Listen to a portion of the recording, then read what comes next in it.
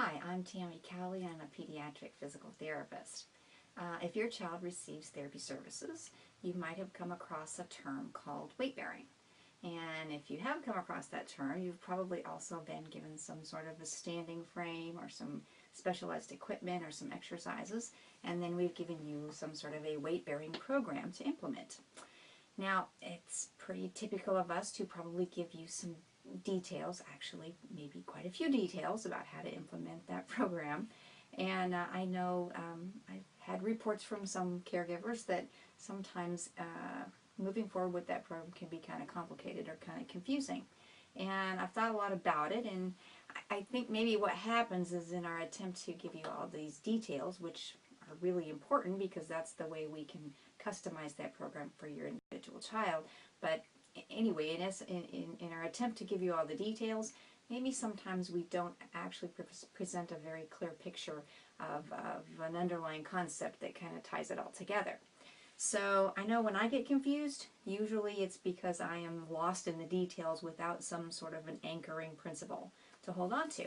So these weight bearing modules are an attempt to see if maybe we can pull some ideas together and give you a little bit more of a broader concept of why we're doing all this, and then we can tackle the details from there.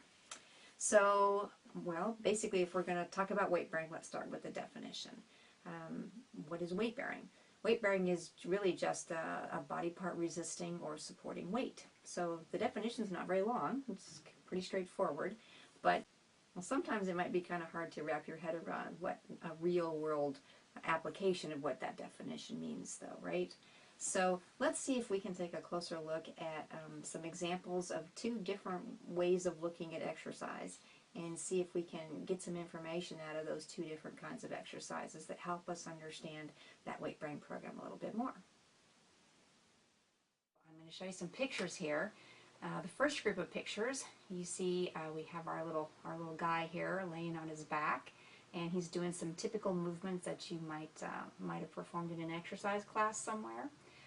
We've got arms waving up in the air or legs waving up in the air, and he's doing lots of different kinds of movements and positions, but in most of these cases what you're going to see is that the limb that we're talking about, whether it's the arm or the leg, is kind of waving around in the air, so to speak.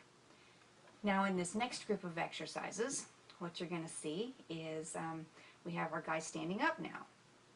And he's leaning and moving and bending and doing all kinds of different things. And in this case, the difference here is that the end of whatever the limb is that we're talking about is fixed against something. And typically the thing that it's fixed against is the ground. And so we kind of have two different versions of exercises. We have this first group of exercises where the end of the limb or the arm or the leg that we're talking about is kind of out in space, and then we have this second group of exercises where the end of the limb that we're talking about is anchored against something. Okay? Now, in both cases, good things are happening. Muscles are moving, strengthening is happening, coordination is being challenged, but there's a difference between the two groups in what is happening to the bones in the two situations. And that difference has a lot to do with why your child has been given a weight-bearing program. Now for some children, they may have the ability to move, but those movements might only be that first kind of movement that we talked about, where the end of the limb is sort of out in space, as compared to that second group where that limb is anchored against something. Now, a side note, we're going to see here, we typically have been showing you pictures that have to do with the legs, but we can also fix the arms against the ground too. For example, if you do a push-up, basically that end of your arm or your hand is now anchored against the ground. So this is one of those weight-bearing scenarios, in this case for your arms. So why does it matter if a child can't engage in or has difficulty with this second kind of movement where the functional end of the limb is fixed against something? And how does a weight-bearing program help? Well, that is what we're going to investigate here. Now, we might have already given you a list of benefits, particularly if you're in a standing device. So then we might tell you that that this device promotes a good self-image. It seems to help with the cognitive function, and it's really great for the social interaction aspect of being up and eye level with your peers. But there's also some medical benefits too. There's respiratory and circulatory benefits. There's bowel and bladder function that improves when you're up in that weight-bearing position. It increases range of motion, and it prevents joint contractures.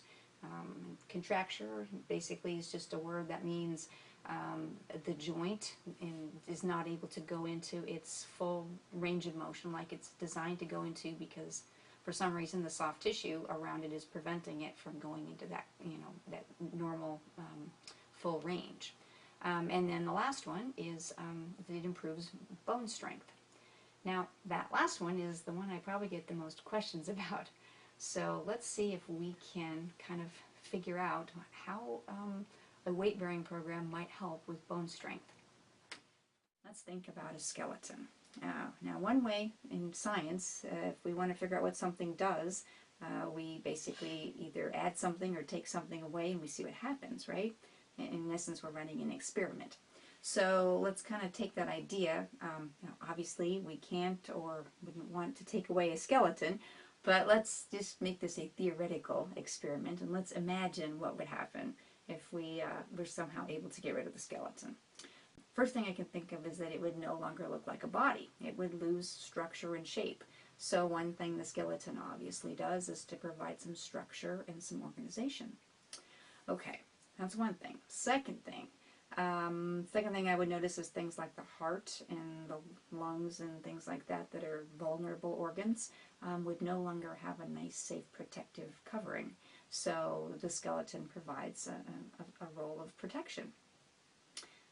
Third thing we might notice is that the body would have great difficulty moving, because without the bones, the muscles wouldn't have a place to attach to for a mechanical advantage of movement, and so the body would have a great deal of difficulty moving somewhere. So obviously the skeleton helps with movement. Now, those would be the observable problems, but there's also some things that a skeleton offers that are not quite so easy to see. You might think of the bone as just a bone, it just sits there, right? But actually the bone is considered an organ. And because it's considered an organ, it has responsibilities and things that it does that actually function outside of its role of just holding you up. So it's an organ just like a liver or a spleen, and it has its own jobs just like they do. One thing it does is, inside the bone is something called bone marrow, and bone marrow is actually the site of blood cell production. So that's a pretty important role. Another thing it does is it kind of serves as a storage facility, basically. It stores lots of things. One thing you're probably really familiar with because of the media is calcium.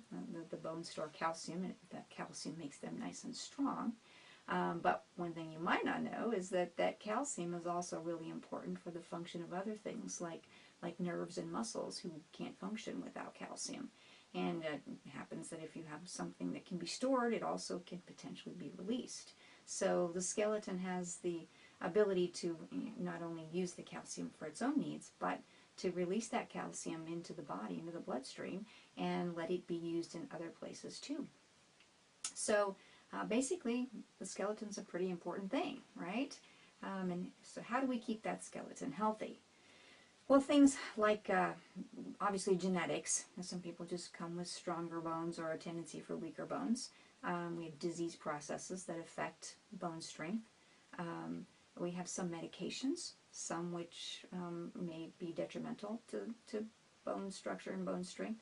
Others which now we're finding some medications that actually help with bone strength, so that's good. Diet, things like calcium, vitamin D, things like that. And so all of these things are super important, but given my sort of therapy bias, the important role of the skeleton with regard to structure and protection and movement is something that's really important to me. And so given that therapy bias, I'd like to look specifically at some of the mechanical influences behind your weight-bearing program. So in the next module, we're going to tackle the structure of bone itself.